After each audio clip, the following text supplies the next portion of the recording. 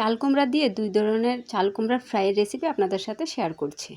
এরকম ফ্রাই হলে চুলার উপর থেকে আমার পরিবারের সদস্যরা চেটেপুটে খেয়ে ফেলে, ভাত খাওয়ার অপেক্ষায় থাকে না।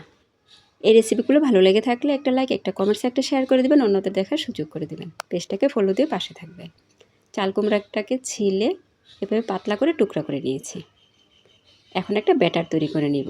চালের গুঁড়া নিয়েছি, হলুদের গুঁড়া, মরিচের গুঁড়া, রসুন বাটা, একটু পানি দিয়ে গুলিয়ে নিব। তারপর জিরার গুঁড়া, ধনিয়ার গুঁড়া দিয়ে দিব, স্বাদ মতো লবণ আছে। এটা বেসন দিব না, কারণ চালের গুঁড়া দিয়ে করতে হবে, তাহলে মচমচা হবে, খেতে ভালো লাগবে।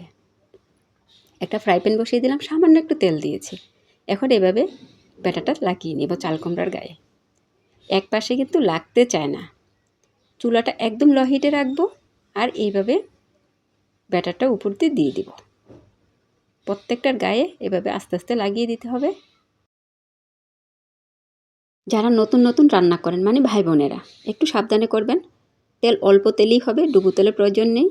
সবগুলো দেওয়া হয়ে গেছে। এক পিঠ হয়ে আসলে আরেক পিঠ উল্টিয়ে দিব।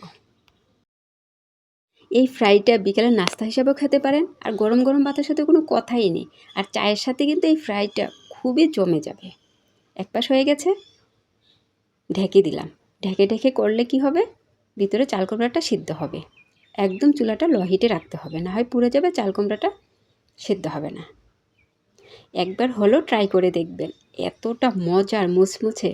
আপনি ফ্রাই করতে করতে পরিবারের সদস্যরা খালি খালি খেয়ে ফেলবে, ভাতের অপেক্ষা একদমই করবে না। উল্টিয়ে পাল্টি ভেজে নেব, অবশ্যই খেয়াল রাখতে হবে পুড়ে যেন যায় না। এটা এক পাশ উল্টাতে যে ভাঁজ পড়ে গেছে। সত্যি যারা খাননি মিস করবেন, এতটাই মজার, কি বলবো। এগুলো ফ্রাই হয়ে গেছে, এখন তুলে নেব। এতটা মুচমুচে হয়েছে, কি বলবো, একদম ঝনঝন শব্দ করে। এখন চলে যাচ্ছি দ্বিতীয় ধাপে। চাল কুমড়াটা দ্বিতীয় ধাপে কীভাবে আমি ফ্রাই করেছি সেটাই শেয়ার করছি।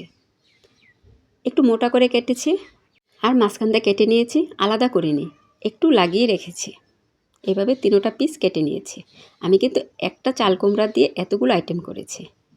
আরেকটা দেখিয়ে দিচ্ছি, এভাবে কেটে নেবেন। তারপর সামান্য একটু পানি দিয়ে হালকা ভাপিয়ে নিব। এপিট ওপিট করে ভাপিয়ে নিব আর পানিটা শুকিয়ে নিব। এই ফ্রাইটা করতে গেলে একটু ভাপিয়ে নিতে হবে, কারণ চাল কুমড়াটা মোটা করে কেটেছে।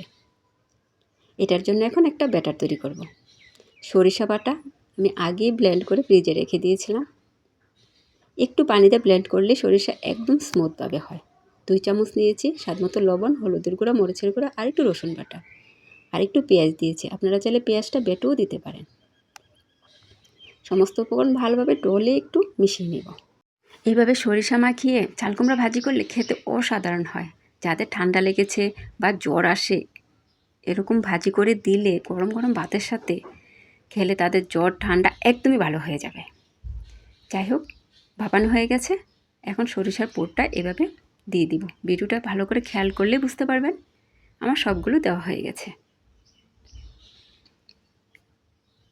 যে চাল কুমড়া ফ্রাই করেছি তুলে নিয়ে এটাতেই দিয়ে দিলাম, আর সামান্য একটু তেল দিয়েছি। এই ফ্রাইগুলোতে একদমই তেল লাগে না, এগুলো ঢাকতে হবে না।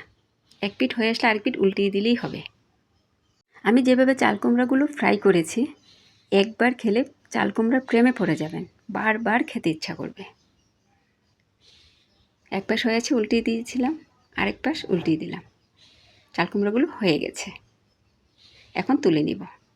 এভাবে চাল কুমড়াটা ভাজি করলে ভাবছেন কাঁচা মশলার গন্ধ আসবে, একদমই আসবে না। 2 রকমের ফ্রাই হয়ে গেল। এতক্ষণ ভিডিওটা দেখার জন্য অসংখ্য ধন্যবাদ। আবারও চলে আসবো নতুন এক ভিডিও নিয়ে। ততক্ষণ সবাই ভালো থাকবেন। আল্লাহ হাফিজ।